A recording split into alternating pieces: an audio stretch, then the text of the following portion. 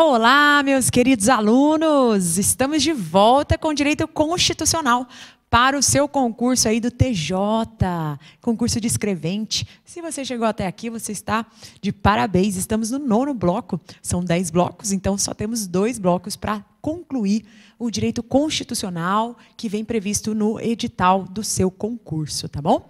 A aula de hoje, ela está destinada ao estudo da administração pública.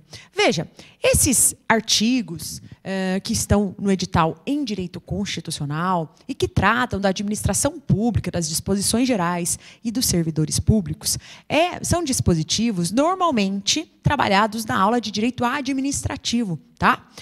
Então, o que eu fiz? Eu trouxe aqui para que nós passeemos por eles, né? Para a gente ler um pouquinho, para a gente ter uma noção da administração pública, dessas disposições gerais e dos servidores públicos. Por quê? Porque quando aparece em direito constitucional, vai aparecer o texto da Constituição. Não vai aparecer as leis específicas, né? Porque tem leis que regulamentam todos esses dispositivos, essas situações. Vai aparecer, então, aquilo que trata da administração pública, que é direito administrativo, mas que efetivamente está na Constituição. Tá? Por isso que eu coloquei no material, o material está completo, com todos os artigos que caem, e coloquei em negrito aqueles artigos, aquelas ideias centrais de cada artigo, para que você memorize aquilo que está em negrito. Tudo bem? E lembrando ainda, para quem não adquiriu o material, se quiser adquirir o material, não só para acompanhar as aulas, mas para rever tudo que nós analisamos nesses 10 blocos, você pode comprar pelo site do Legale. Tá? Entre em contato aqui. É possível, né, para você adquirir esse material para acompanhar e para fazer aquela revisão final para o que antecede aí o dia da sua prova, tá bom? Quanto mais estudo, quanto mais treino, mais chances de pontuar e de ser efetivamente aprovado. Nosso objetivo aqui é ver você aprovado e depois vem contar como é que foi, né, o seu desempenho no dia da prova. Bem, além da administração pública, na aula de hoje nós vamos resolver a última prova do concurso, né, do TJ, que foi em 2015. Nós estamos em 2017, o último concurso foi realizado em 2015, chamaram todos, né? Nós vamos resolver a última prova, porque eu sempre digo que é o treino que leva à aprovação, de modo que você precisa estudar os assuntos e automaticamente, né, seguidamente, você já deve resolver testes sobre esses assuntos. Tá? Então, vamos lá para a nossa primeira tela, para o nosso primeiro artigo, que trata da administração pública e que nós colocamos aí. O caput do artigo 37. Determina o artigo 37, caput da nossa Constituição, que a administração pública, direta e indireta, de qualquer dos poderes da União, dos estados, do DF e dos municípios, obedecerá aos princípios da legalidade, impessoalidade, moralidade, publicidade e eficiência. Então, volte aqui para mim. Primeiro, você só vai lembrar daquela divisão entre a administração pública direta e a administração pública indireta. Então, os entes da administração pública direta, né, nós vamos lembrar dos entes federativos, União, Estados-membros, Distrito Federal e municípios. Por outro lado, na administração pública indireta, nós vamos encontrar as autarquias, as fundações, as empresas públicas e as sociedades de economia mista. Tudo bem? Só para ter uma noção.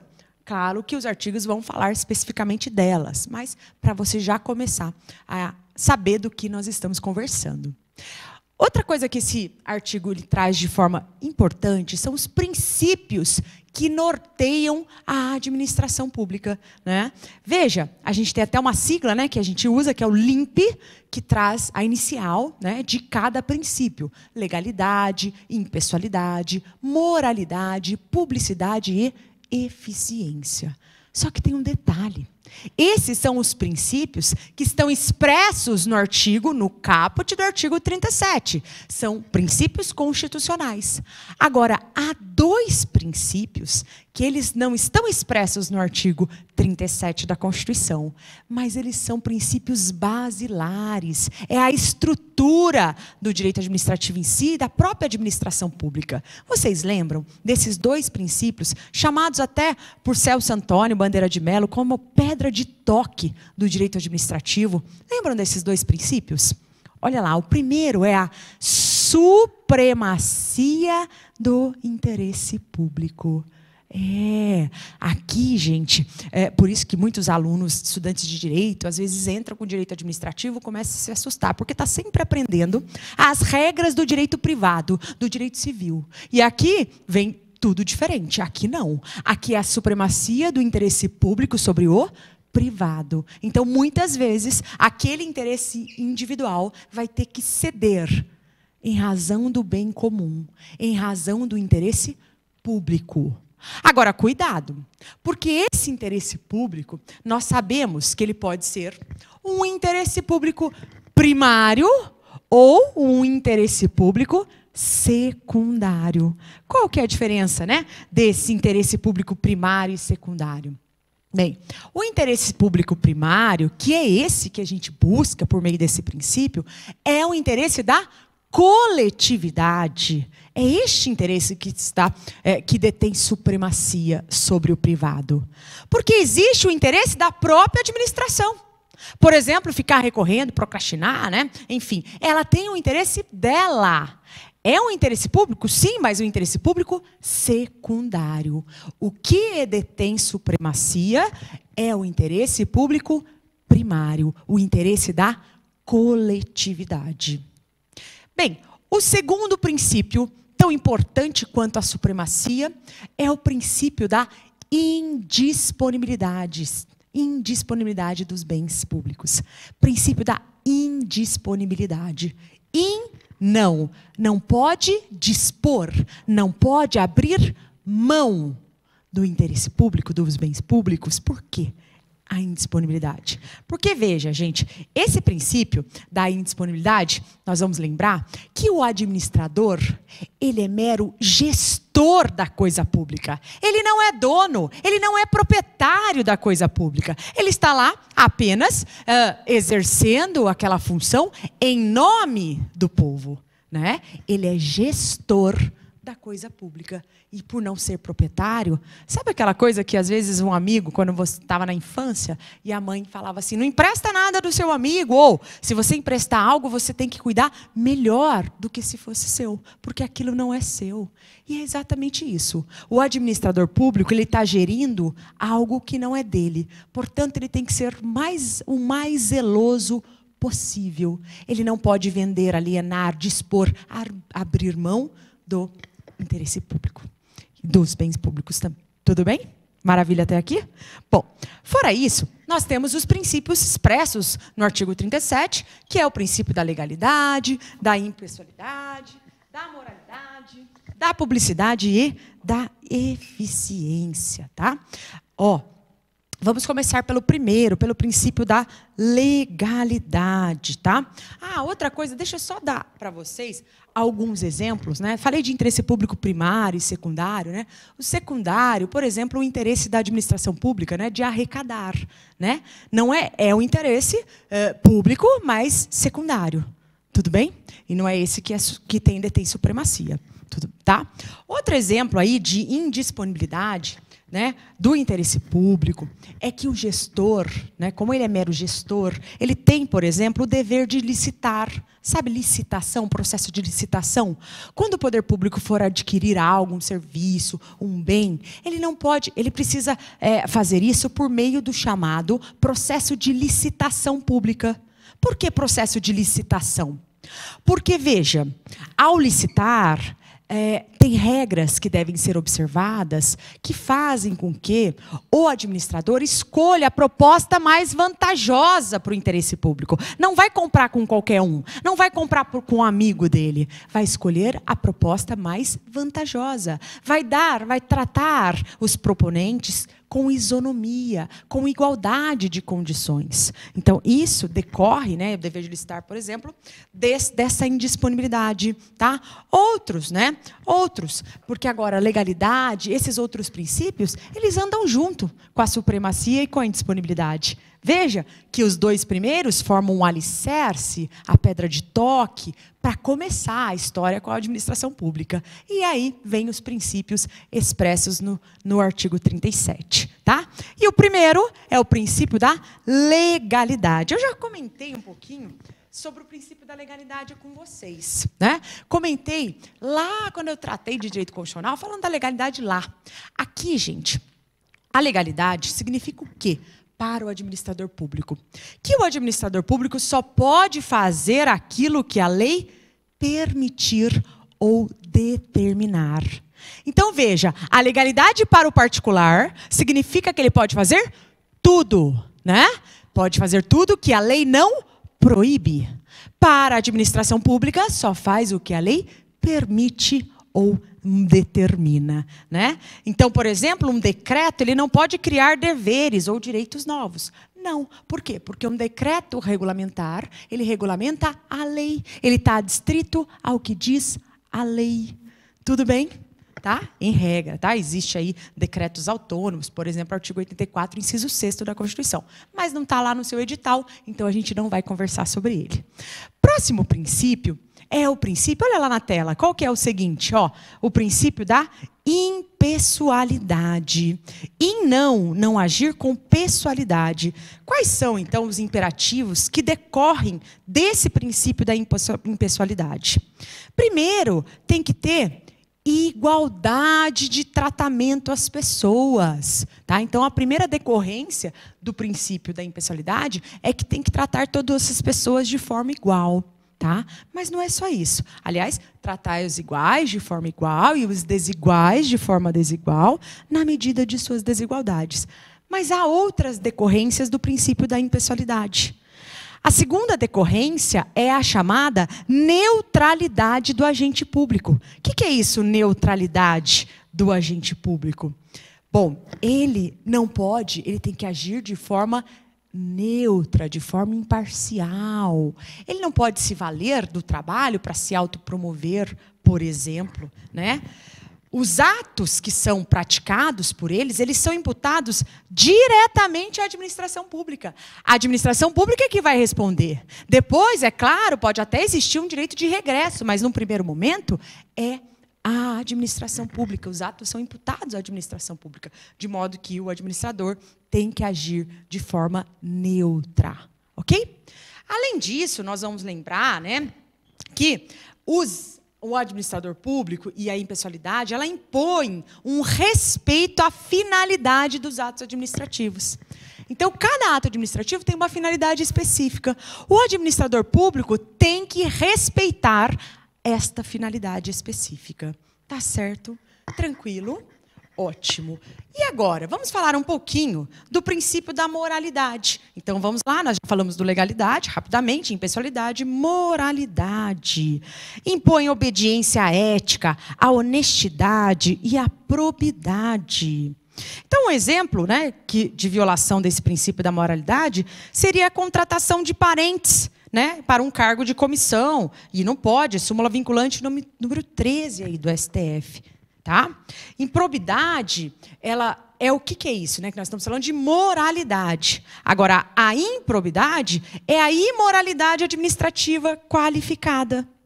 E como é que eu protejo isso? Como é que eu protejo essa imoralidade administrativa qualificada? Quais são os meios de proteção? Volte para mim. Nós já estudamos lá em direito constitucional. Veja a relação, né, do direito administrativo, direito constitucional. Né? Tem um instrumento lá, um remédio constitucional, em que nós conseguimos exercer a cidadania. Em que a gente fiscaliza a atuação do poder público. Qual é o remédio? Vocês lembram? A ação popular é um exemplo de proteção do princípio da moralidade. Quais são mesmo os objetivos? Ela visa anular, né, um ato lesivo a 3 coisas: patrimônio público, moralidade administrativa e meio ambiente. Nem precisa ter causado dano, né, reparação de dano efetiva, mas causou algo, né? O administrador agiu de forma imoral, cabe também a ação popular, tá? Porque o dano pode ser um dano, não um dano patrimonial, não tem problema algum. Também pode ser responsabilizado. Agora, existem outras ações judiciais, né? A ação específica, que é a ação de improbidade administrativa, a ação civil pública. Então, há vários instrumentos para proteger a moralidade. Próximo princípio lá na tela, olha lá. Princípio da publicidade. O que vocês vão lembrar sobre o princípio da publicidade?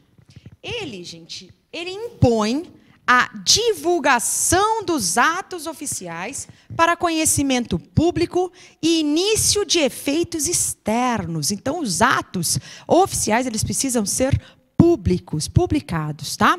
Exemplo, né, a notificação de uma multa, a publicação do resumo de um contrato administrativo. Tudo bem? Agora, há exceção, né? Toda regra tem a sua exceção. Então, quando que a publicidade pode ser excepcionada? Quando, gente? Para preservar a segurança da sociedade, do Estado, bem como a intimidade, vida privada e imagem das pessoas. Volte aqui para mim. Então, vejam, no direito vocês sabem, né, que sempre existe exceção. Então, se for alegado, né, segurança da sociedade, do Estado, preservação da intimidade, nesses casos não é necessária a publicidade. Mas a regra é publicidade. Tá? E, para finalizar, o último, né, que ele não veio com a Constituição originária, em 88, o princípio da eficiência ele foi acrescentado por emenda 19 de 98, né, e tratou, então, do princípio da eficiência. Não adianta o administrador público seguir, respeitar todos esses princípios, se ele não resolver o problema de forma eficiente. Então, o administrador público tem que atender satisfatoriamente os administrados, né? Ele tem que fazer o melhor como profissional. O administrador, como eu mencionei, ele é mero gestor da coisa pública. Então, ele tem que dar o seu melhor. Ele tem que resolver da melhor maneira possível. Aliás, a eficiência, né? Coisa que você passar aí no seu concurso público, depois que você cumprir o estágio probatório, vai ter que fazer uma avaliação especial de desempenho, além, né, para saber se você vai adquirir a estabilidade. Esta avaliação especial de desempenho nada mais é do que decorrência do princípio da eficiência. Ficou claro? Tranquilo? Então vamos ler. Mas existem outros, né? Mas vamos passar pelos artigos, porque senão a gente fica numa parte doutrinária muito profunda e aí não dá tempo de ler os artigos. E a sua prova vai querer o artigo.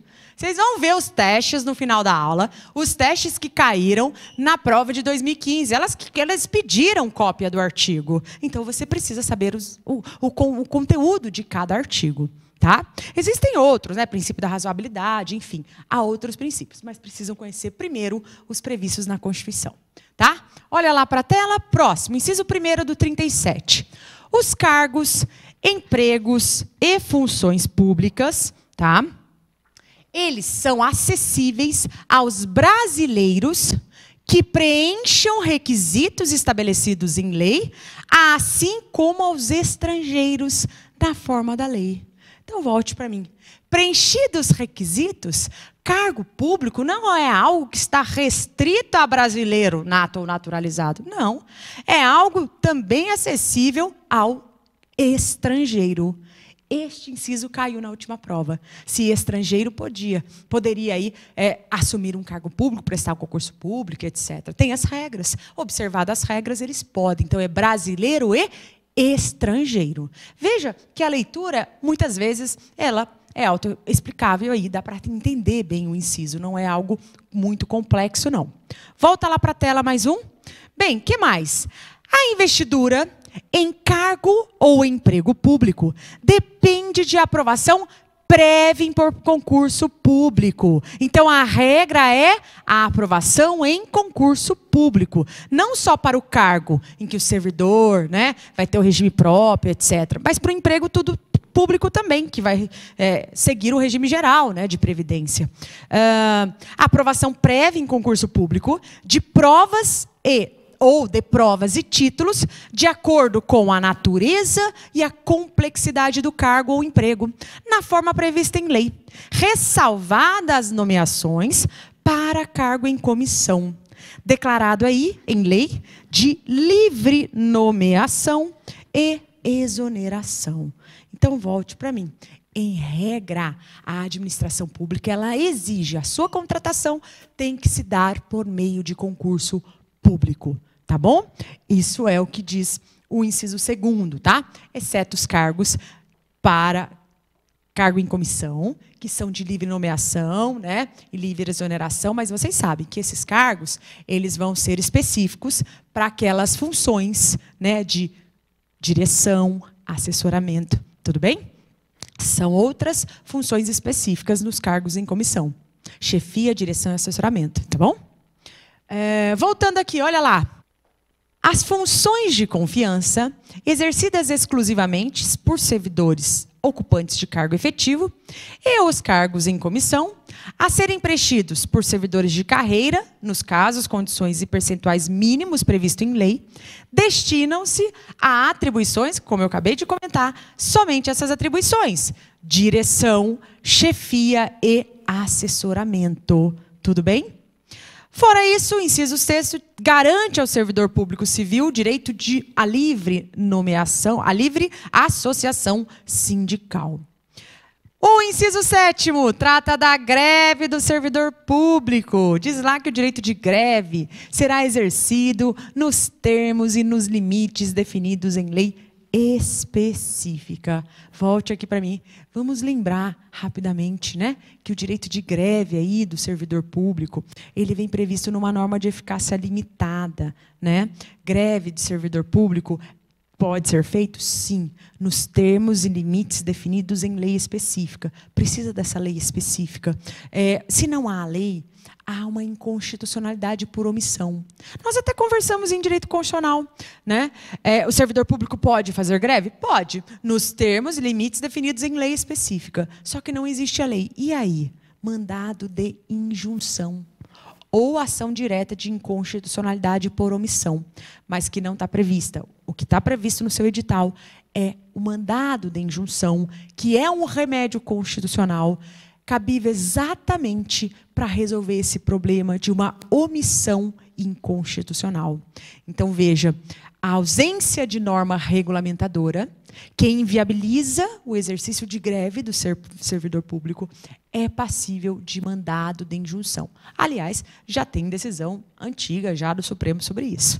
Então, o que o Supremo entende? Que enquanto não sobrevier a lei específica do servidor público, o servidor público pode sim fazer greve, porque a Constituição garante, né, nos termos da lei geral.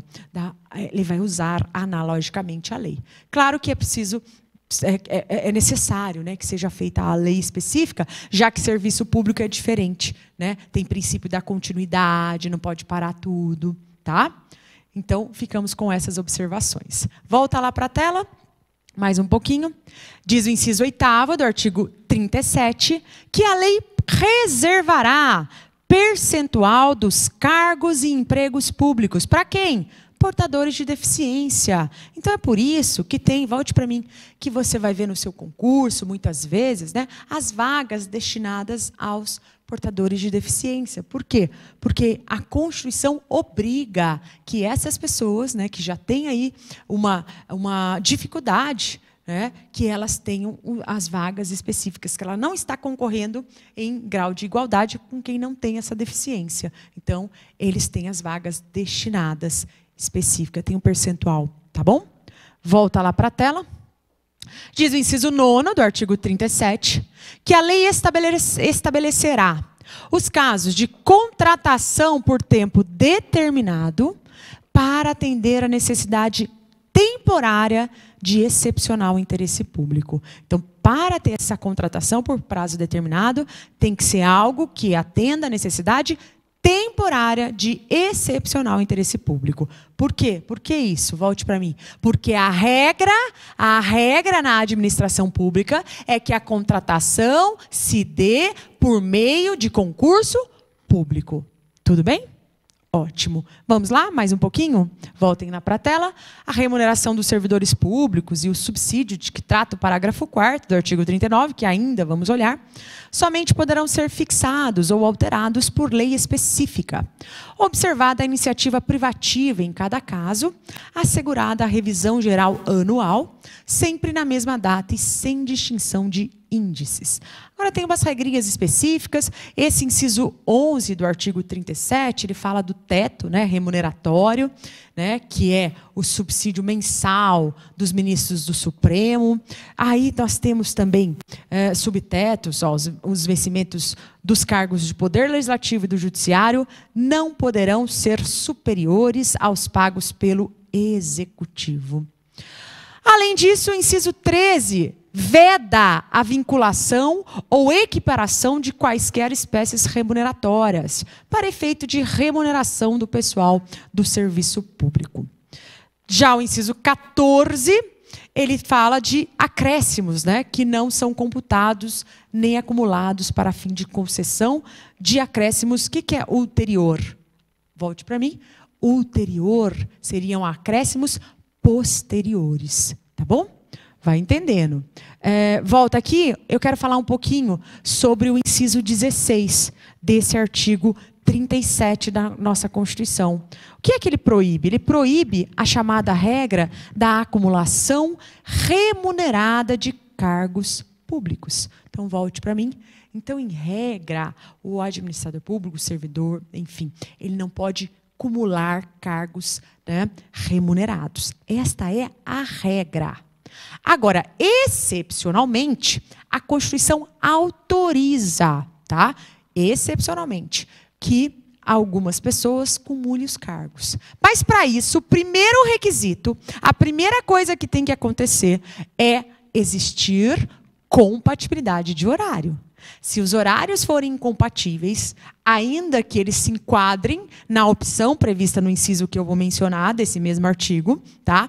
Não pode. Primeiro tem que ter o quê, então? Compatibilidade de horários. Então, havendo compatibilidade, aí que nós vamos ver as situações específicas que são passíveis de acumular os cargos, que os cargos são passíveis de acumulação, tá? Quais são os cargos, então? Partindo da premissa em que há compatibilidade de horário. Olha lá na tela. Primeiro, 2 cargos de professor. Sim, professor ganha pouco, né? Tem que acumular aí para poder conseguir melhorar um pouquinho o seu salário, embora seja extremamente cruel, carga horária de aulas assim, muito pesada, enfim. É o nosso país, infelizmente. Bem, além disso, é possível, desde que haja compatibilidade de horário, um cargo de professor com outro técnico ou científico. Isso também é possível. O pesquisador aí, né, ele atua como professor e também um trabalho técnico ou científico. Além disso, 2 cargos ou empregos privativos de profissionais de saúde. Só que não é qualquer profissão. Volte para mim. Diz a nossa Constituição que não é qualquer profissional de saúde, né? Por exemplo, a parteira, né? Não. Tem que ter uma profissão regulamentada. Profissionais de saúde com uma profissão regulamentada. Tá certo? Volta lá para a tela. Esse inciso 17, ele estende a acumulação, a proibição dessa acumulação a empregos e funções e abrange autarquias, a administração indireta agora, né? Abrange as autarquias, fundações, empresas públicas, sociedades de economia mista, suas subsidiárias e sociedades controladas, direta ou indiretamente pelo poder público. Volte para mim. Se há dinheiro público, né, esta proibição é a regra. A regra é que não haja a acumulação. Excepcionalmente pode existir, não só na administração direta, como na administração indireta, seja regime seletista, seja o emprego público ou o cargo público, não importa, porque o próprio inciso estende para essas pessoas. Tá? Vamos continuar a leitura? Volta lá para a tela mais um pouquinho. A administração fazendária e seus servidores fiscais terão dentro de suas áreas de competência e jurisdição precedência sobre os demais setores administrativos, né? Fiscal, volte para mim, um artigo, um inciso, né, destinado à arrecadação, né, tributária, fiscal, olha lá, ó, tem precedência, né, sobre os demais setores administrativos. Por quê? Porque para o país andar ele precisa arrecadar, né, e nós é que pagamos esse preço alto. Enfim, avançando, os comentários são só relacionados à sua aprovação, nada além disso. Esta é interessante. O inciso 19 do artigo 37, ele diz que somente por lei específica poderá ser criada a autarquia. Então, volte para mim. A lei, o que esse inciso deixa claro? Que a autarquia tem que ser criada por lei. E não é qualquer lei. É uma lei específica para aquela finalidade, para criar aquela autarquia. Então, a autarquia é criada por lei. É diferente das demais, olha lá. A empresa pública, a sociedade de economia e a fundação, elas precisam de autorização. Então, precisa, lá, ó, somente por lei específica poderá ser criada a autarquia. E autorizada a instituição de empresa pública, de sociedade de economia mista e de fundação. Então, elas precisam de uma lei autorizando a criação. Cabendo à lei complementar, neste último caso, definir as suas áreas de atuação. Ela autoriza e define as áreas de atuação.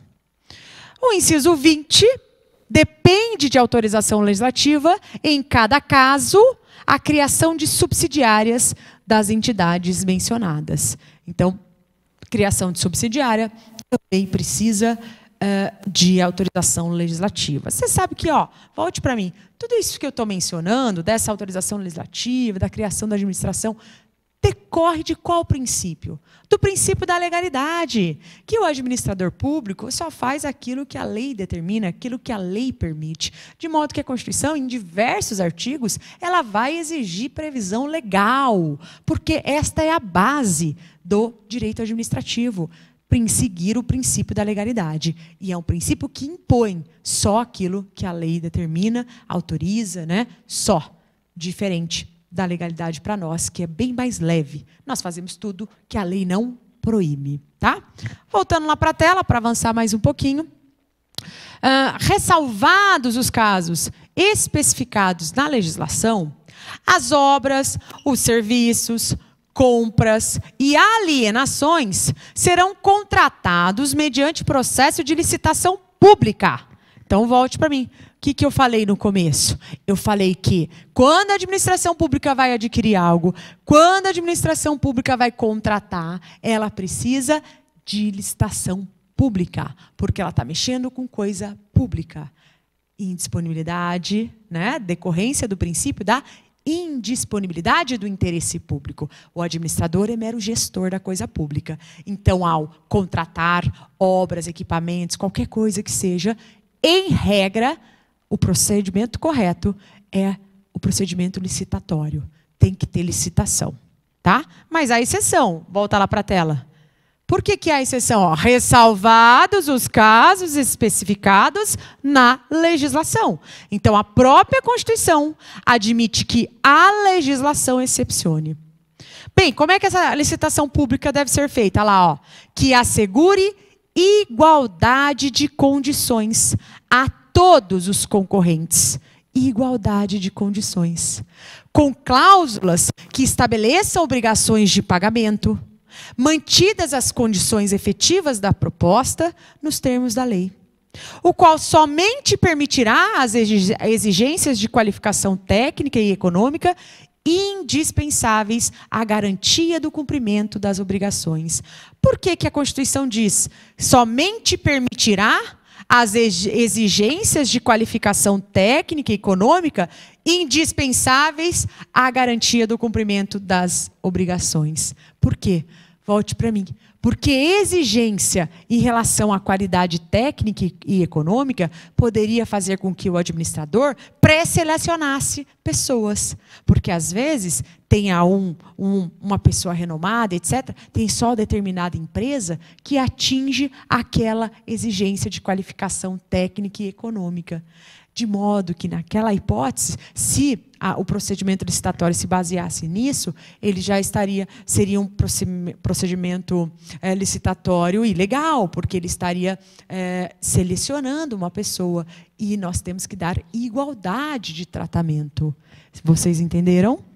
Ótimo. Então, pode ser exigido isso? Qualificação técnica e econômica? Sim, desde que seja indispensável. Não se dispensa. A garantia do cumprimento das obrigações. Só vai cumprir aquela obrigação prevista naquele contrato, né, se de fato existir aquela qualificação. Tá bom? Volta lá para a tela. O que mais?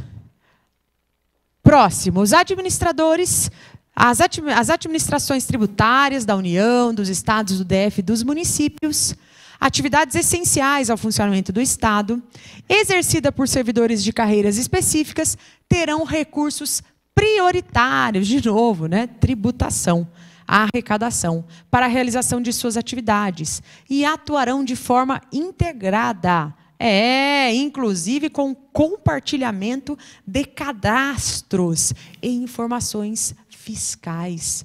É possível, sim, né? São as transações, né? São essas informações que são repassadas pelas administrações tributárias da União.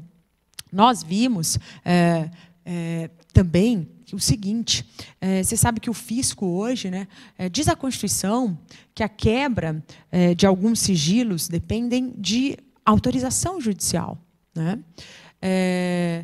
Agora, o fisco, ele tem sido possível que o fisco faça algumas determinações, sim. Por exemplo, né, sigilo de dados. Né? Então, nós vimos, quando eu trato na aula de Direito Constitucional, quando eu falo de CPI, que é um assunto lá do Poder Legislativo, que não tem a ver aqui especificamente, eu abordo isso e menciono, né, que o fisco, hoje o Supremo tem ampliado os poderes do fisco, dizendo que alguns sigilos o fisco pode quebrar, e não é porque não está quebrando o sigilo, na verdade, é dentro da administração. Tá? E aí não seria uma quebra de sigilo. Ele não pode passar para outra pessoa, mas ele terá acesso, né, aos dados bancários. Se ele verificar lá, por exemplo, que sua declaração está incompatível com algumas informações, ele pode determinar já a quebra do sigilo bancário. Cuidado, hein? Então, volte lá para a tela para nós avançarmos mais um pouquinho.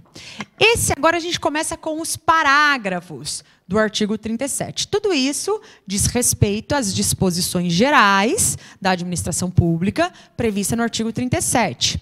O parágrafo primeiro, ele é super importante, que ele diz assim: a publicidade dos atos, programas, obras, serviços e campanhas dos órgãos públicos deverá ter caráter educativo, informativo e de orientação social, dela não podendo constar nomes, símbolos ou imagens que caracterizem promoção pessoal de autoridades ou servidores públicos.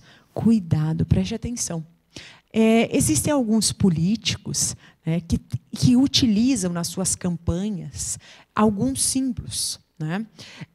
E eu fiz faculdade no ABC aqui, em São Paulo, em que um prefeito, né, ele colocava alguns símbolos, ele fazia algumas praças, né, alguns locais públicos, e todos os monumentos tinham a letra do nome dele estilizada.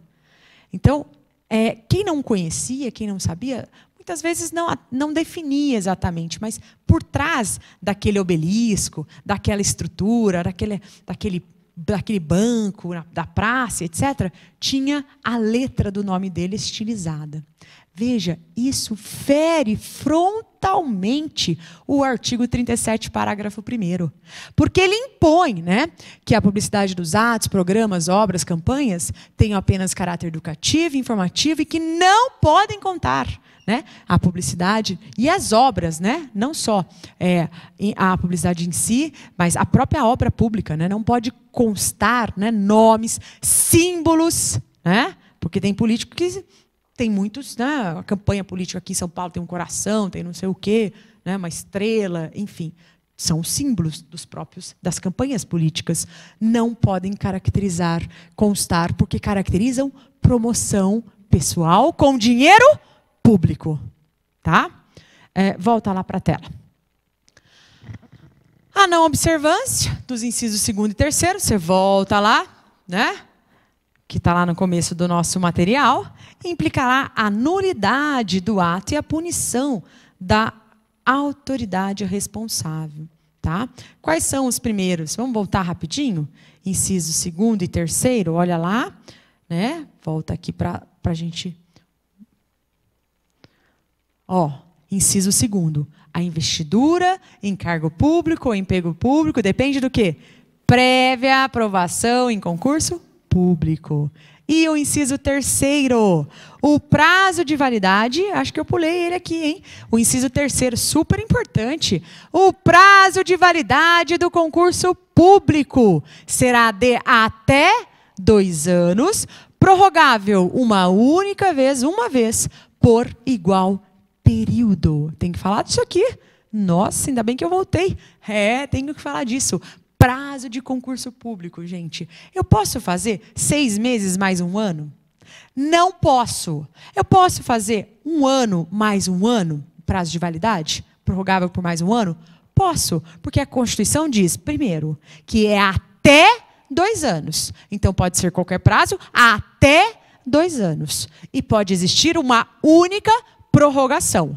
E esta única prorrogação tem que se dar por igual período. Então, se ele estipulou 1 ano e meio, prorrogação 1 ano e meio. Se ele estipulou 1 ano, prorrogação de 1 ano. Se ele estipulou 2 anos, prorrogação por 2 anos. Então, o prazo é de até, não é 2 anos, tá? Se aparecer na prova, o prazo é de 2 anos, errada. Porque a Constituição diz até 2 anos.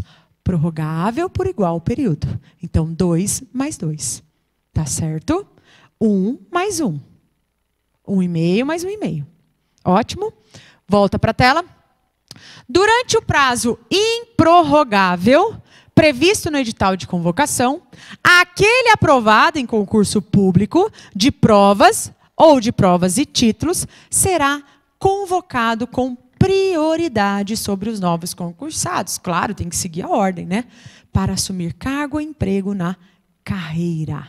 E aqui depois eu já comentei, tinha pulado só os 2, e graças, né, nós voltamos para eles.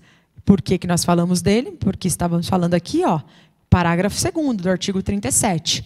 A não observância dos incisos 2º e 3º, quais são mesmo? Volte para mim. Inciso 2º é a obrigatoriedade do concurso público. E a do inciso 3º é o prazo do concurso público, que é de até 2 anos, prorrogável por igual período. O que implica não observância? Olha lá na tela.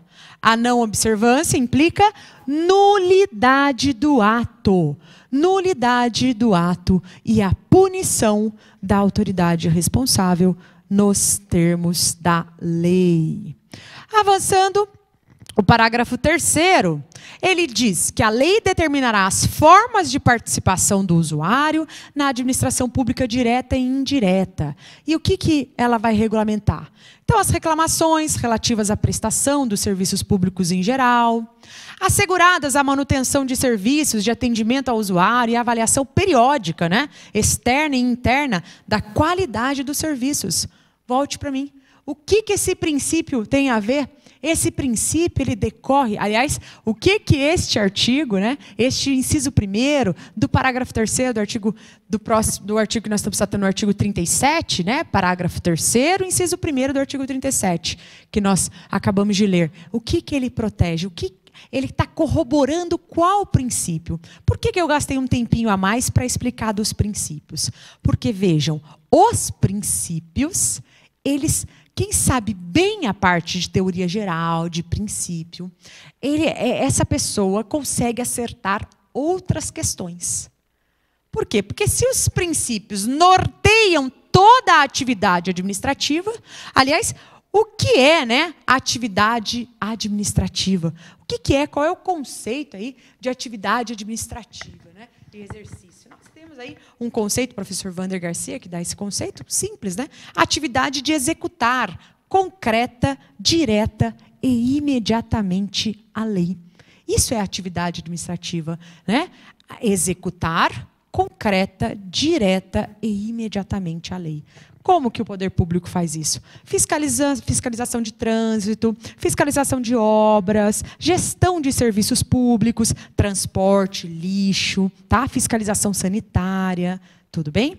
E o regime jurídico, né, de direito público que elabora isso. Mas por que eu comentei? Eu comentei que, sabendo os princípios, você entende os demais incisos, os demais artigos. E aí eu acabei de ler, olha lá, volta lá para a tela, Maria. Eu acabei de ler para vocês que a lei vai disciplinar as formas de participação do usuário e li o inciso 1º. Reclamações relativas à prestação dos serviços públicos em geral, asseguradas a manutenção de serviços de atendimento ao usuário e avaliação periódica, externa e interna da qualidade. Por que tem que ter qualidade? Volte para mim. Tem que ter qualidade para poder cumprir o princípio da eficiência. Nós falamos, não basta cumprir os outros princípios. O administrador público tem que dar o seu melhor, tem que resolver o problema, tem que ser eficiente. Então, isso tem a ver com o princípio da eficiência. Avançando mais um pouquinho. Além disso, o acesso dos usuários a registros administrativos e a informações sobre atos de governo assegurados no inciso 5º da Constituição, que nós já conversamos. A disciplina de representação contra o exercício negligente ou abusivo do cargo, emprego ou função na administração pública. E agora o parágrafo 4º. Este também, volte para mim.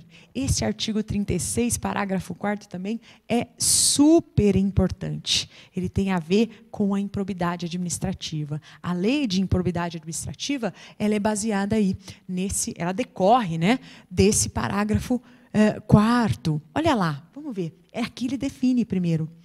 Os atos de improbidade administrativa, olha lá, importarão. Quais são? Né? As penalidades, quais são as sanções. Então, os atos de improbidade administrativa, o que eles importarão? A suspensão dos direitos políticos, a perda da função pública, a indisponibilidade de bens e o ressarcimento ao erário. Tem que memorizar isso daí. Já vi isso muito em concurso público. O que o ato administrativo pode gerar? Aliás, os atos de improbidade administrativa. Daquela imoralidade qualificada que nós estudamos, quando tratamos do princípio da moralidade. Eles podem gerar, 1, suspensão dos direitos políticos. 2, perda da função pública. 3, indisponibilidade de bens e dos bens, né? E 4, ressarcimento ao erário. E olha o parágrafo 5º, que interessante. Que a lei estabelece prazo de prescrição para ilícitos praticados pelo agente, servidor ou não, que cause prejuízo ao erário. Olha o final. Ressalvadas as respectivas ações de ressarcimento. Volte para mim. As ações de ressarcimento, o que está dizendo aí o parágrafo 5º? Essas ações de ressarcimento ao erário público, a coisa pública, que o administrador não pode abrir mão, elas são imprescritíveis. É isso que o parágrafo 5º está dizendo. Então, muita atenção aqui. Tá bom? Eu peço que vocês deem atenção a esses 2 parágrafos. A lei, é claro, tem a lei de improbidade, mas ela não está no seu edital, né? Pelo menos na parte de direito constitucional, você não precisa conhecê-la neste momento, tá? Parágrafo 6º, olha lá. As pessoas jurídicas de direito público e as de direito privado, prestadoras de serviços públicos, responderão pelos danos que seus agentes, nessa qualidade, causarem a terceiros, assegurados o direito de regresso contra o responsável nos casos de dolo ou culpa. Então, volte aqui para mim. Aqui está falando da responsabilidade da administração pública. Quem regra é ela quem responde. Depois ela pode até tentar o regresso. Mas, no primeiro momento, ela responde. Parágrafo 6º do artigo 37 trata da responsabilidade da administração pública, tá certo? Mas, vamos fazer um intervalo, vai lavar o rosto, se anime, abre o coração para o direito constitucional administrativo. Aqui é mais administrativo do que constitucional, embora todas as regras estejam previstas na Constituição Federal. Por que eu estou dizendo para você abrir o coração? Para a gente ler os outros incisos, os outros artigos, tem servidor público ainda, e para a gente resolver testes. No final, a gente vai resolver os testes da última prova. E aí você precisa estar acordado para acertar. Por quê? Porque o acerto gera ânimo, faz com que você queira estudar mais. Você consegue visualizar a sua aprovação. Agora, você estuda pra caramba, assiste várias aulas, lê comigo todos os artigos, pega o edital, né? Um por um, todos os incisos, e na hora de fazer os testes não consegue acertar? Não. Então, vá lá, lave o seu rosto, né? Abra bem o coração e volte. E volte para o nosso último bloco de Direito Constitucional especial para o TJ São Paulo. Até já!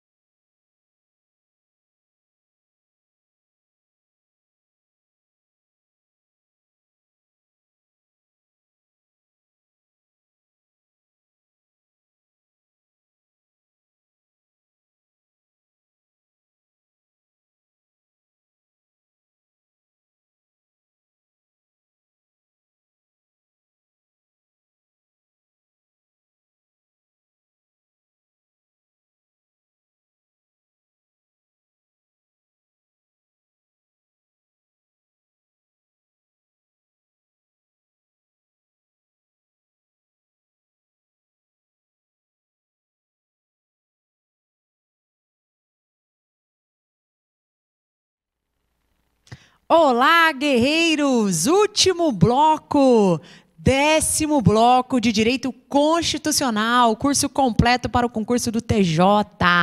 Escrevente aqui do TJ de São Paulo. Você que está acompanhando todas as aulas, né? Não deixe de comentar aqui, de curtir, de dizer, né? De qual estado que você é. Se estiver aqui em São Paulo, não deixe de aparecer aqui no Legale para dar um abraço, para contar como é que andam os estudos, tá certo? Bem, nós chegamos no último bloco de direito constitucional específico aí para o concurso de escrevente. Nós precisamos passear mais um pouquinho pelos artigos da Constituição, especificamente dos artigos que tratam da administração pública e dos servidores públicos, né? Também vamos passear um pouquinho por eles. E no final, né, vamos resolver alguns testes. Na verdade, vamos resolver a prova do TJ que foi em 2015, tá bom?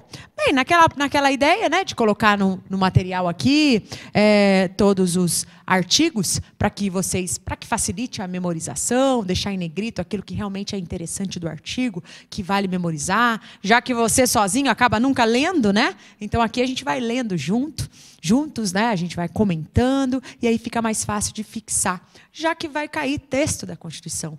Nós vamos ver, né, nos testes da última prova como o examinador gosta, né? VUNESP gosta de reproduzir o texto constitucional. Então a premissa é começar por aí, começar pelo texto constitucional, depois os testes, depois revisão, tá? Vamos lá para a tela para o nosso primeiro slide. Eu falei, antes de entrar nesse bloco 10º, né, no 9º, que o parágrafo 6º trata da responsabilidade, né, administrativa aí. Então, a administração pública responde pelos atos dos seus agentes. Depois, se ela, né, ela pode entrar com a ação de regresso, mas ela responde pelos atos dos seus agentes.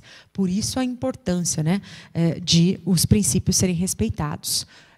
Parágrafo 7º fala que a lei disporá sobre os requisitos e as restrições ao ocupante de cargo ou emprego da administração direta e indireta que possibilite o acesso a informações privilegiadas. Então, volte para mim. Essas pessoas que trabalham, né, em locais da administração pública e acaba tendo acesso a informações pessoais, né, informações que podem até comprometer a segurança do Estado, informações de intimidade. Então, essas pessoas devem respeitar os requisitos e as restrições legais. Então, a lei estabelece critérios como que essas pessoas, né, devem se comportar, como será que elas farão para preservar o silêncio, o anonimato dessas, não transmitir quais são, né, as infrações, os atos que elas eventualmente podem responder se violarem esse sigilo de informações privilegiadas, tá?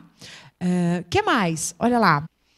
A autonomia gerencial, orçamentária e financeira dos órgãos e entidades da administração direta e indireta, ela poderá, né, ser ampliada mediante contrato, que vai ser firmado entre quem? Entre os seus administradores e o poder público. Esse contrato vai ter por objeto a fixação de metas de desempenho. E o que deve constar nesse contrato, né? Então, os incisos, eles falam, primeiro, do prazo de duração. Depois, fala lá dos controles e critérios de avaliação de desempenho. Claro, é um contrato que vai estabelecer metas, né? Então tem que ter como é que eu vou controlar isso, como é que eu vou avaliar, tá? Direitos, obrigações e responsabilidade dos dirigentes. Além, obviamente, da remuneração do pessoal. Bom, o parágrafo 9º ainda do artigo 37, ele fala que o inciso 11, que trata lá do teto remuneratório, que ele aplica-se também às empresas públicas, às sociedades de economia mista e suas subsidiárias, desde que elas recebam recursos da União, dos estados, do DF e dos municípios, para pagamento de despesas de pessoal ou de custeio em geral, tá? O parágrafo 10 proíbe a percepção simultânea de proventos decorrentes do artigo 40 e 42, que a gente ainda vai ver, com a remuneração do cargo, emprego ou função pública, ressalvados cargos acumuláveis. Claro, se os cargos são acumuláveis, as remunerações também são, tá? Não serão computadas como limite as parcelas de caráter indenizatório, aqui são subtetos. O artigo 38 da nossa Constituição, ele fala do servidor público. Olha lá. o que ele fala, né? Começa aqui tratando, diz que o servidor público, ele tem que seguir estas regrinhas. Primeiro, tratando-se de mandato eletivo federal, estadual ou distrital, o que vai acontecer se ele virar servidor público? Vai ser afastado do seu cargo, emprego ou função. Já se ele for investido no mandato de prefeito, ele será também afastado do cargo, emprego ou função, sendo-lhe facultado optar pela remuneração. Deixa eu explicar um pouquinho sobre isso. Vou explicar para vocês. Na minha cidade, né, eu sou do interior de São Paulo, Guaratinguetá. Não sei se tem aí alguém de Guaratinguetá assistindo a aula. Mas se tiver, vai lembrar que lá na nossa cidade tem um prefeito, já tinha, né, já não é mais prefeito. Mas ele foi prefeito várias vezes aí na cidade. E ele era procurador do Estado. Isso mesmo. E aí ele ganhou para prefeito e ele assumiu o cargo de prefeito. O que está dizendo? O que esse inciso autorizou que ele fizesse? E ele fez, né? Ele falava o seguinte, ó, eu vou afastar, né? Olha lá. Investido no cargo de prefeito, será afastado do cargo, emprego ou função, sendo-lhe facultado optar pela sua remuneração. Volte aqui para mim.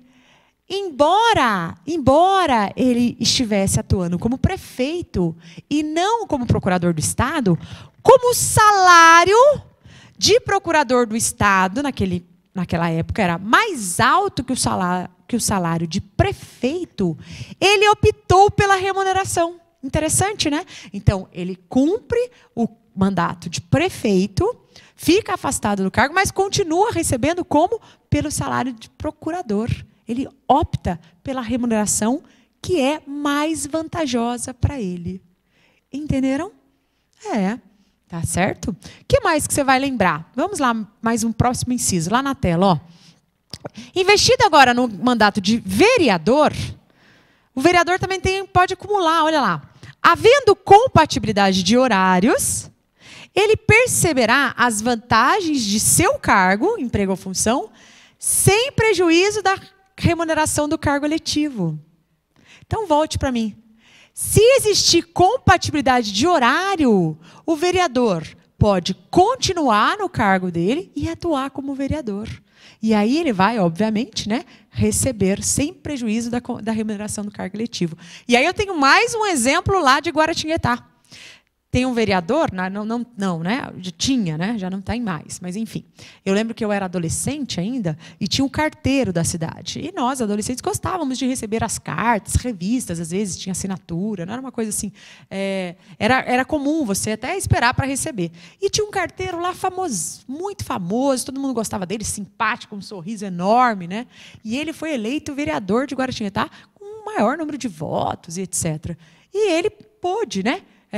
Atuar, né, como carteiro, havendo compatibilidade de horário, né, as sessões são à noite, trabalha durante o dia, tudo bem, e o vereador ele pode acumular. Agora, se não for possível, se não existir a compatibilidade de horário, o que ele vai fazer? Ele pode optar também pela remuneração, tá? Mas naquela época o de carteiro era bem menos do que o de vereador, então não houve essa opção, tá? Ele não exerceu isso porque também não ia se prejudicar. Volta lá para a tela. Em qualquer caso que exija o afastamento para o exercício do mandato eletivo, seu tempo de serviço será contado para todos os efeitos legais, exceto, lógico, porque ele não está atuando no cargo ali, né, para promoção por merecimento. O último inciso diz que, para efeito previdenciário, no caso de afastamento, os valores serão determinados como se estivesse no exercício. Passamos agora para o artigo 39 da nossa Constituição, que diz lá que a União, os estados, o DF e os municípios, no âmbito de sua competência, eles farão o quê? Criarão um regime único e planos de carreira para os servidores da administração pública direta, das autarquias e das fundações. O que mais? Bom, diz aí o parágrafo 1º, que a fixação dos padrões de vencimento e dos demais componentes do sistema remuneratório, ele vai observar o quê? Vai observar a natureza, o grau de responsabilidade e a complexidade dos cargos de cada carreira. Então, o valor, né, ele vai ser de acordo os padrões, né, de vencimento, eles vão ser de acordo com natureza, grau de responsabilidade dos cargos, né? Natureza, grau de responsabilidade e a complexidade dos cargos. Requisitos para investidura, óbvio, e as peculiaridades de cada cargo. Bem, ainda tem vários artigos que nós precisamos ler, portanto, vamos passar rapidamente. A União, os estados e o DF, olha lá, eles manterão escolas de governo para a formação e o aperfeiçoamento dos servidores públicos, constituindo-se a participação nos cursos um dos requisitos para a promoção na carreira. Facultada para isso a celebração de convênios ou contratos entre os entes federativos. Volte aqui para mim. O que esse parágrafo 2º do artigo 39, qual é o princípio que ele fortalece? Já veio na mente, não veio? Nós acabamos de estudar esse princípio no outro bloco, e é o princípio da eficiência. O administrador tem que fazer o seu melhor.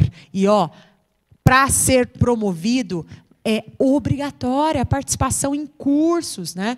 E aí, a própria Constituição diz, cada carreira pode criar as suas escolas. Mas tem muitas carreiras que não têm as suas próprias escolas de formação. Não há problema. Vamos fazer um convênio.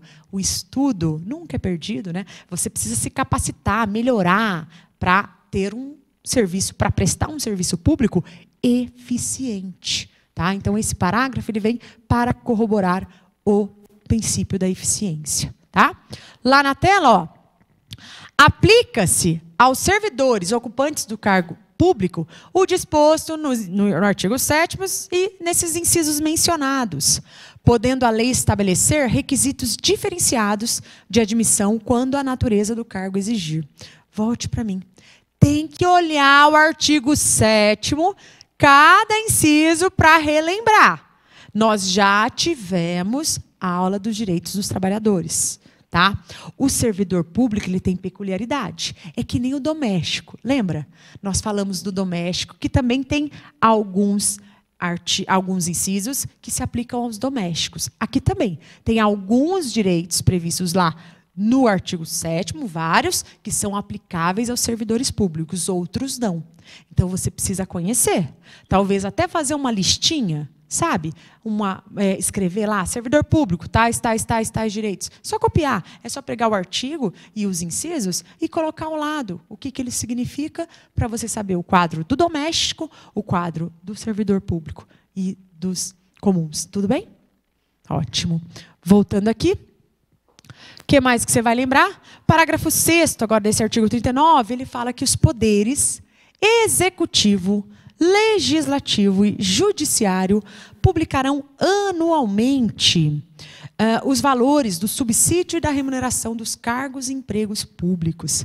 Qual o princípio agora? Volte para mim.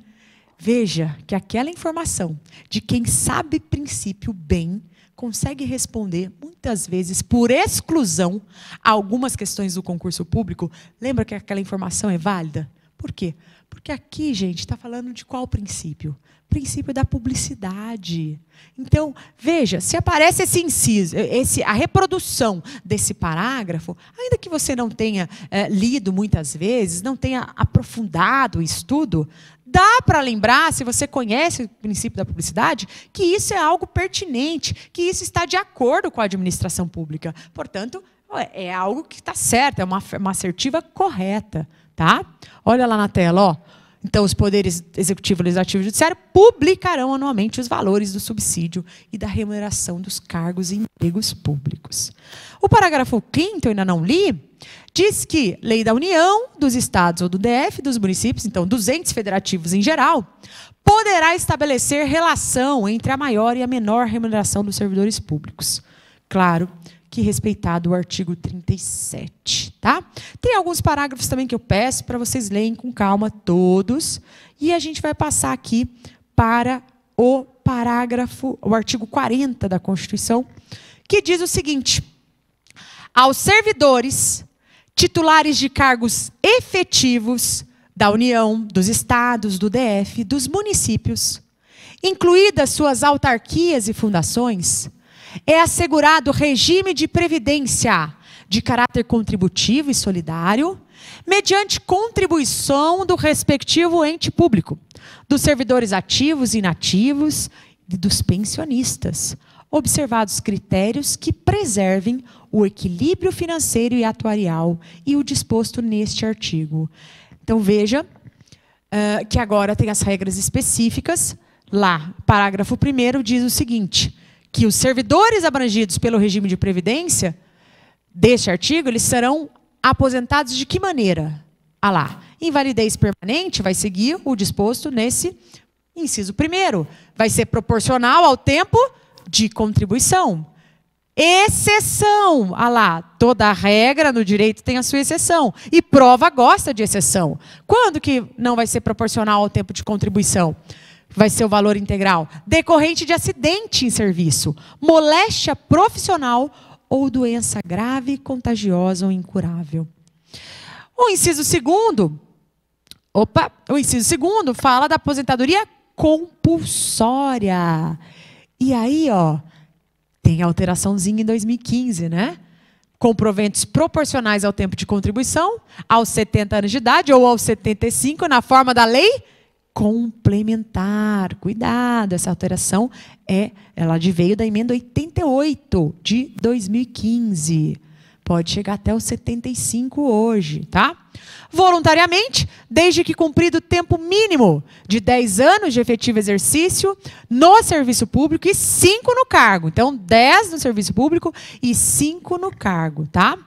E aí tem 60 anos e 35 de contribuição, se for aí mulher, né? 65 de idade, se homem, e se mulher com proventos proporcionais, e 60, né? Se mulher com proventos proporcionais ao tempo de contribuição.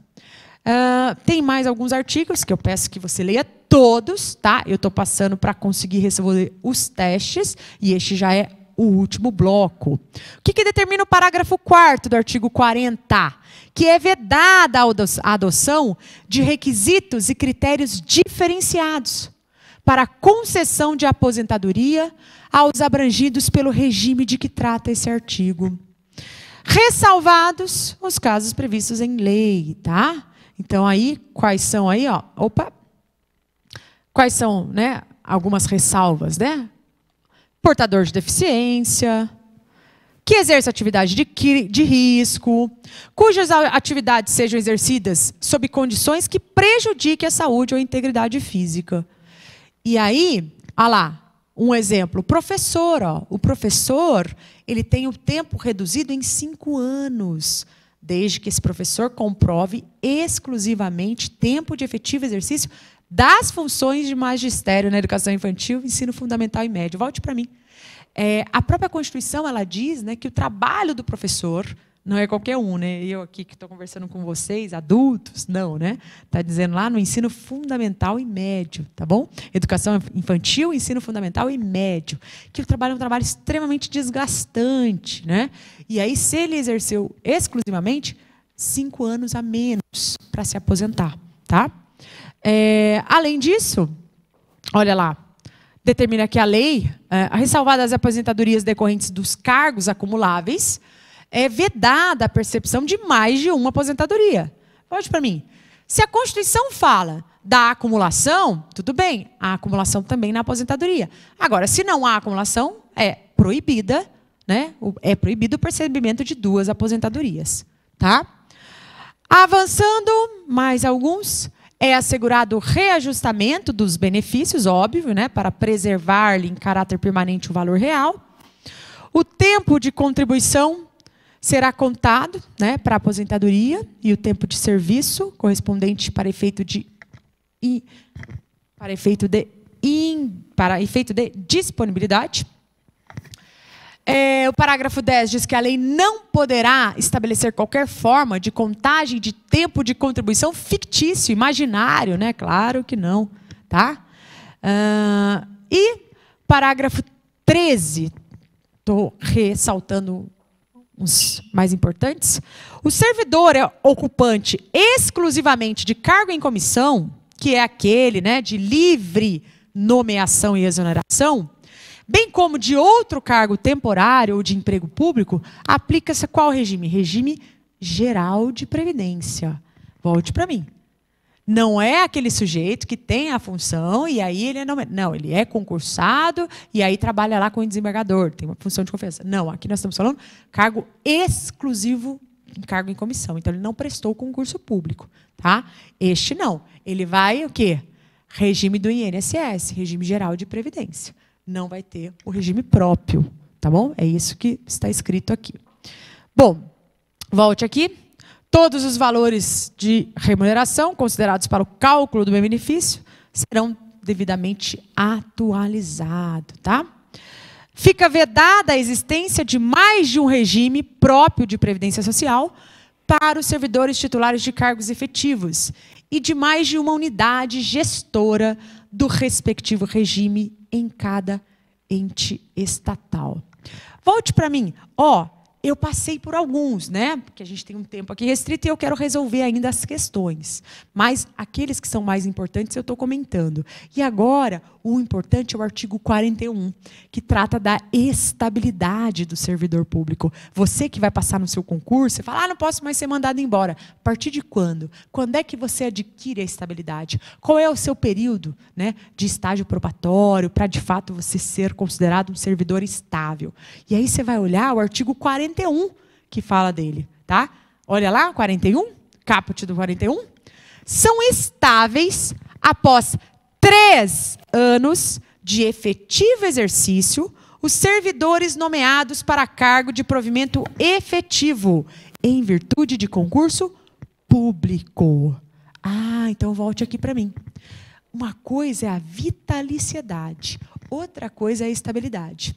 Vitaliciedade, gente, é só para membros da magistratura, do Ministério Público, conselheiros dos tribunais de contas. Os demais servidores, em geral, eles detêm estabilidade. A estabilidade é adquirida após 3 anos de exercício. A vitaliciedade é adquirida após 2 anos de exercício.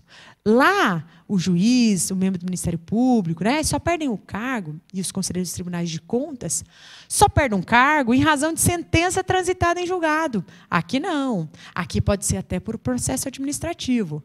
Claro que o processo administrativo tem que ter assegurado contraditória e ampla defesa. Não é simples assim, tá? Mas é possível. Também por sentença, né, e outras formas. Agora, volte aqui, aliás, é o próximo, né? É o parágrafo 1º, o servidor estável só perderá o cargo. Primeiro, sentença transitada em julgado. Segundo, processo administrativo. Claro, assegurada a ampla defesa, tá? Terceiro, esse é importante, mediante procedimento de avaliação periódica de desempenho, na forma da lei complementar, assegurada a ampla defesa. Então, volte aqui.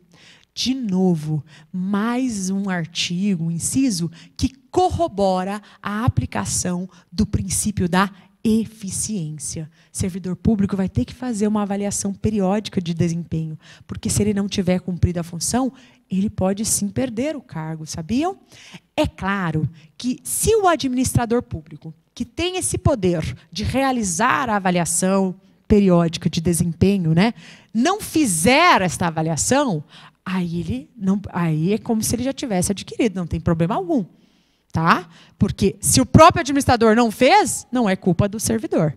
Mas se fizer, o servidor tem que mostrar bom desempenho. Tá? Ele tem que ser aprovado nesta avaliação de desempenho. Tá? Volta lá para a tela.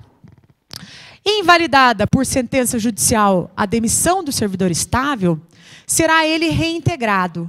E o eventual ocupante da vaga estável reconduzido ao cargo de origem, sem direito à indenização, aproveitado em outro cargo ou posto em disponibilidade com remuneração proporcional ao tempo de serviço. Então, obviamente, que se invalidar a sentença ou a demissão, ele vai ser reintegrado, tá? Extinto o cargo ou declarada a sua desnecessidade, o servidor ficará em disponibilidade, fica em casa recebendo, olha lá, com remuneração proporcional ao tempo de serviço, até o seu adequado aproveitamento em outro cargo. Pode usar para outro, mas se não for usar, então me paga que eu vou ficar em casa. É assim. Parágrafo 4º. Como condição para a aquisição da estabilidade, isso é muito importante, é obrigatória a avaliação especial de desempenho por comissão instituída para essa finalidade. Volte para mim.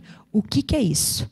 Então, ao final lá dos 3 anos, vai ser criada uma comissão específica com esta finalidade de avaliar os servidores que vão adquirir a estabilidade. É uma avaliação obrigatória, uma avaliação especial de desempenho que deve ser realizada obrigatoriamente. Eu mencionei antes uma outra avaliação, que são avaliações periódicas de desempenho. Essa, no final do prazo do estágio obrigatório, do estágio, né, do tempo que você vai cumprir para adquirir a estabilidade, esta é obrigatória, tá certo? Tá. As avaliações periódicas é que, às vezes, muitas vezes, na maior parte dos casos, o administrador acaba não fazendo. E aí, não tem problema. Você vai continuar sendo estável, porque ele não exerceu um direito que era dele. Tudo bem? De te avaliar. Se não fizer, para você, acaba sendo até melhor, tá? Então, memorize esse parágrafo 4º. Tem que ser uma avaliação especial de desempenho, feita por uma comissão instituída para essa finalidade. Tá? E assim, gente, a gente conclui, volte aqui para mim, a gente conclui o tema dos servidores públicos, né? Nessa correria, né? Lendo aí os artigos, não tem problema, você vai resolver uns testes sobre isso, vai conseguir acertar, não tenho dúvida. E agora o último artigo que está no seu edital, que em relação ao Poder Judiciário, o edital trouxe um artiguinho, que é o artigo que trata dos órgãos do Poder Judiciário. Quais são os órgãos do Poder Judiciário? Você vai trabalhar no Poder Judiciário, você vai escrevente do TJ daqui de São Paulo, Tribunal de Justiça. Então, você precisa conhecer, pelo menos, quais são os órgãos do Poder Judiciário. E lembrar que tem novidade. Olha lá na tela, ó. O artigo 92 da nossa Constituição, ele traz exatamente quais são os órgãos do Judiciário. Então, primeiro, Supremo Tribunal Federal, órgão máximo, guardião, órgão máximo do Poder Judiciário, guardião da Constituição Federal. Aí tem o inciso primeiro ali, A, né? 1A, que é o CNJ. Por que está 1A? Volte aqui para mim, para quem não é do direito, né? Por que já não está no, né, primeiro, segundo? Ah, por quê? Porque foi criado por emenda. Não veio com a Constituição originária lá em 1988. Foi uma emenda que acrescentou esse 1A. De modo que o CNJ ele foi criado só em 2004, pela emenda 45 de 2004, que é o Conselho Nacional de Justiça. Lembre do seguinte, o CNJ, está lá no artigo 103A, nós nem vamos falar especificamente sobre ele, mas ele é um órgão do Poder Judiciário, porque está lá no artigo 92, faz parte do Poder Judiciário, mas que não tem só juiz. Então, lá no CNJ, tem membros da advocacia, do Ministério Público, cidadão. De modo que, como essas pessoas não são do judiciário, elas não detêm função jurisdicional. Então, o CNJ, embora seja um órgão do Poder Judiciário, ele não detém função jurisdicional. Ele atua, então, no âmbito administrativo. Tá? É isso. Bem, volta lá para a tela. Superior Tribunal de Justiça. E mais uma novidade, ó. Inciso 2º-A, Tribunal Superior do Trabalho, que foi acrescentado pela emenda 92 de 2016. Questão quente para sua prova. Órgãos do Judiciário, Tribunal Superior do Trabalho, está lá no rol? Sim. Artigo 92, inciso 2A. Volte para mim. Não é que ele não era órgão do judiciário. Presta atenção. A emenda ela só deixou ele expresso na lista dos órgãos do judiciário. Vocês entenderam? É só isso. Ele já fazia, já era órgão do Poder Judiciário. Mas ele não estava aqui nesse rol. Ele tinha a regulamentação própria. E a emenda deixou ele no rol. Portanto, uma perguntinha interessante para a sua prova. Basta a memorização, muito fácil. Volta lá para a tela. Tribunais regionais federais e juízes federais. Tribunais e juízes do trabalho, tribunais e juízes eleitorais, tribunais e juízes militares, Tribunais e juízes dos estados, do DF, territórios. E os 2 parágrafos do artigo. O STF, o Conselho Nacional de Justiça, e os tribunais superiores, eles têm sede em Brasília, capital federal. O STF, os tribunais superiores, têm jurisdição em todo o território nacional. Volte para mim. Você chegou até aqui, você é um vitorioso. Vai gabaritar o direito constitucional, não tenho dúvida. Por favor, faça isso agora por mim, por você, pela sua aprovação. Vai gabaritar o direito constitucional, tá bom? Para gabaritar de verdade, vamos fazer os testes. Chegou a hora, né? É o treino que leva à aprovação. Até agora, era só uma exposição, estávamos conversando, era um bate-papo, revendo os artigos da Constituição que estão descritos no seu edital. Agora chegou a hora de colocar em prática. Vamos fazer os testes? Primeiro, presta atenção. Primeiro teste que caiu na prova do TJ de escrevente, uma prova que foi realizada lá em 26 de abril de 2015. Então, em direito constitucional, caiu uma questão sobre direitos fundamentais. Volte para mim. Vocês lembram os direitos fundamentais? Ai, meu Deus, tanta informação, professora, que eu não lembro. Claro que lembra, artigo 5º da nossa Constituição, tá? Que a gente estava falando. Volta lá para a tela, então. João é ex-jogador de futebol e, embora não graduado em educação física, é treinador e monitor de uma escola de futebol. João não tem registro no Conselho Regional de Educação Física, CREF, e está sendo compelido pelo Conselho Regional de sua cidade a ter registro em seus quadros. O advogado João explicou-lhe corretamente que, nos termos da Constituição Federal, seu registro nos quadros do Conselho não será obrigatório, ainda que haja lei estabelecendo sua obrigatoriedade, uma vez que a Constituição assegura a liberdade do exercício de profissão, de qualquer trabalho, ofício ou profissão. Volte para mim. Cuidado! Está falando do artigo 5º, inciso 13. E eu mencionei na aula. É um tema que o examinador gosta. Tanto gosta que perguntou na última prova.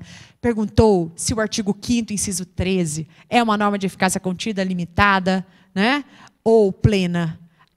Você vai lembrar. Diz lá o artigo 5º, inciso 13, que é livre qualquer trabalho, ofício ou profissão, vírgula, atendidas as qualificações que a lei estabelecer, se ela estabelecer.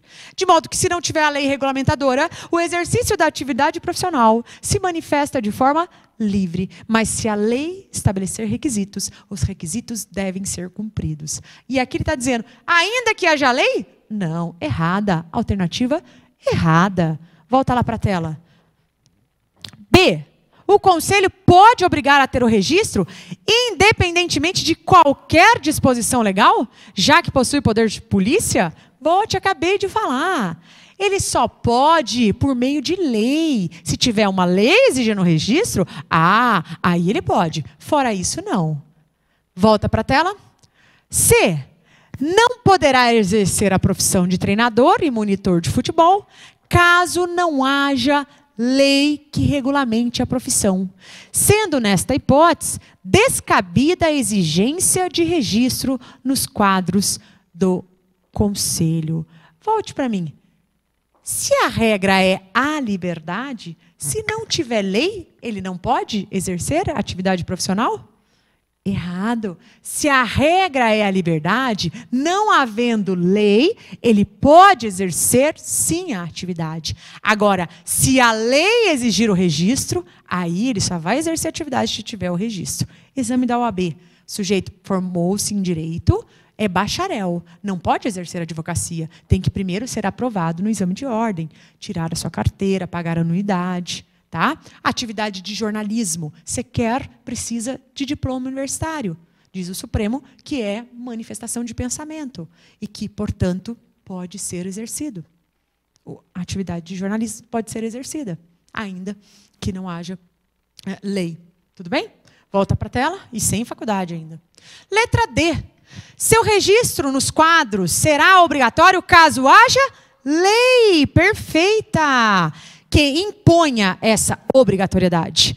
não sendo suficiente norma interna a respeito. Perfeita. Ela reproduz o artigo 5º, inciso 13. Ela está tratando deste assunto. Portanto, o gabarito é a letra D. Mas tem a C, ó. Só pode obrigá-lo se tiver norma interna. Norma interna não é lei. Nós estamos falando de lei, volte para mim. Norma interna não é lei. Estamos falando de lei estrito sensu, tá? Pode voltar aqui para mim?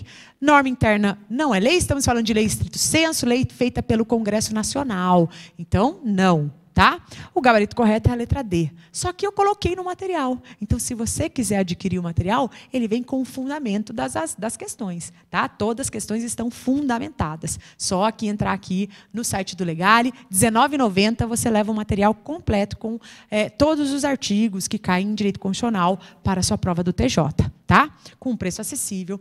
As aulas são todas gratuitas. Você sabe, você já está assistindo, já está na 10ª, né? Só o material que é comercializado.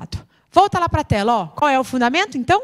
Letra D é o gabarito. Fundamento, artigo 5º, inciso 13, que fala que é livre o exercício de qualquer trabalho, ofício ou profissão, atendidas as qualificações que a lei estabelecer. Lembrando que é se ela estabelecer, porque prevalece o entendimento que esse inciso trata-se de uma norma de eficácia contida. Não depende de lei, mas admite lei que restringe o seu conteúdo.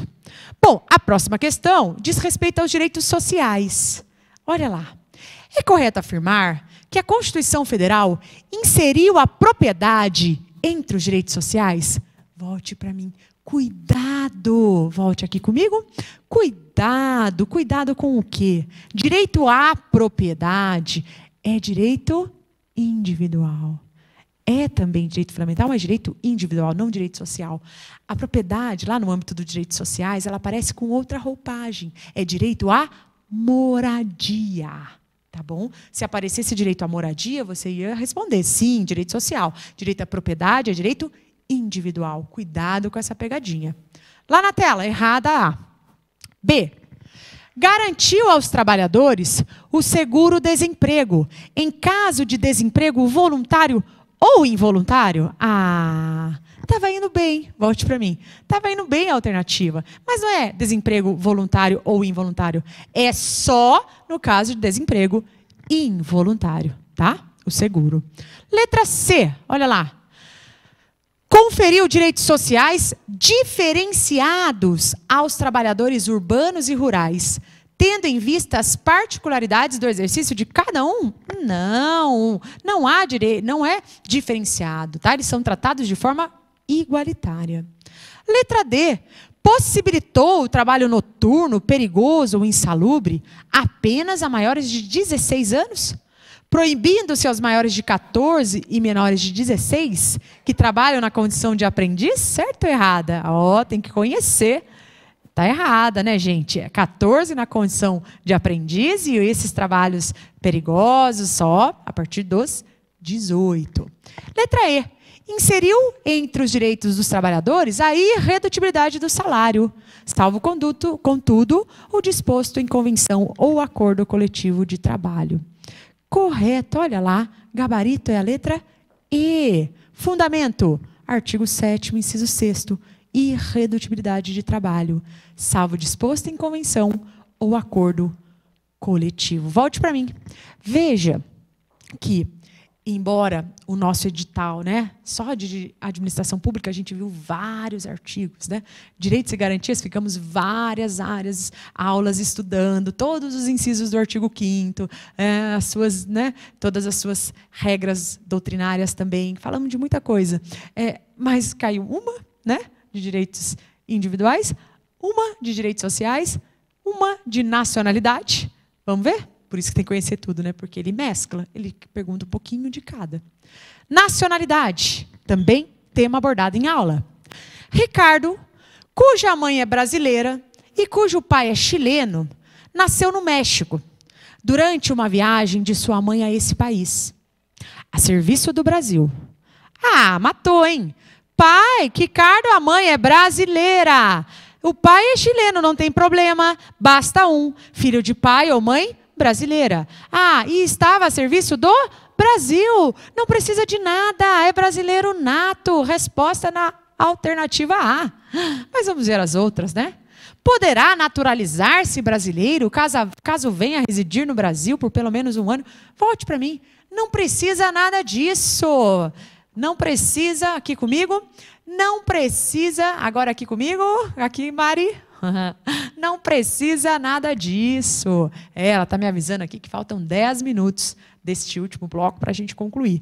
Não precisa nada disso, vir morar no Brasil. Se ele é filho de mãe brasileira, que estava lá só em nome do Brasil, representando a serviço de empresa privada, não, a serviço público, tudo bem? Ele é brasileiro nato. Estou errada. Mas vamos ver, olha lá comigo. Poderá naturalizar-se brasileiro caso opte a qualquer tempo pela nacionalidade brasileira, ainda que resida no estrangeiro? Veja, ele não precisa se naturalizar, porque ele é nato.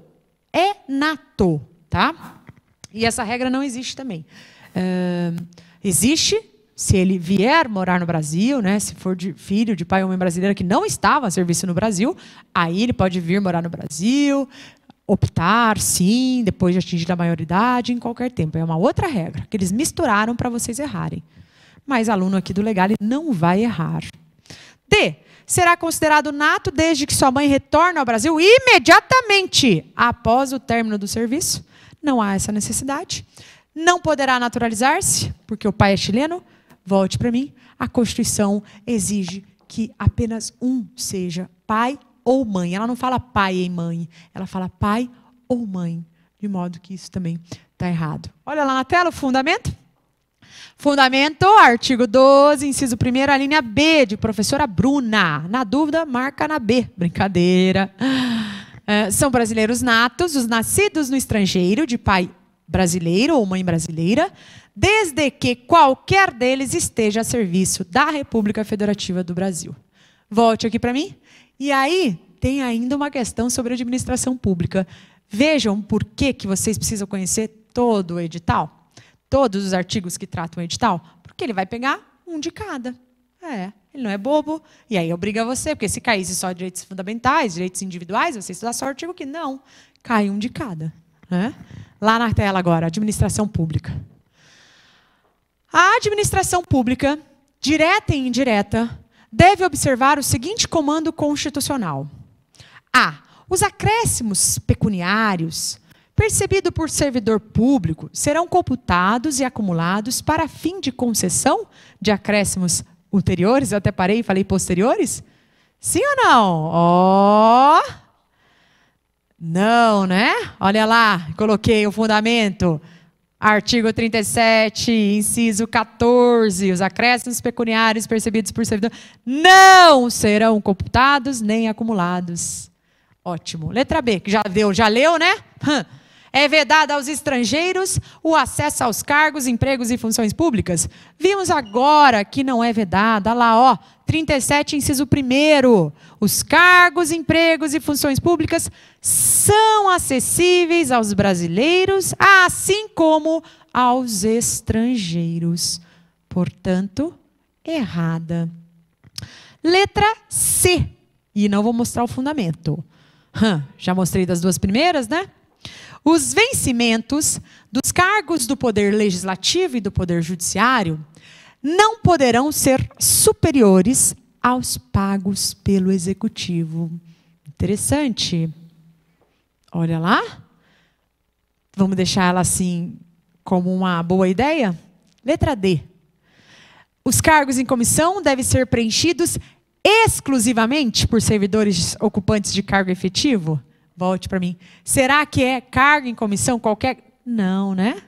Funções de confiança. Volta lá para a tela. Letra E. O direito de greve será exercido nos termos definidos pela associação sindical? Volte para mim. Não. Nós vimos direito de greve nos termos e limites definidos em lei específica. Falamos até que é uma norma de eficácia limitada, que precisa da lei regulamentadora. Então, está errada. Vamos ficar com a letra C, né? Sim, olha lá o fundamento. Ó. A C está correta.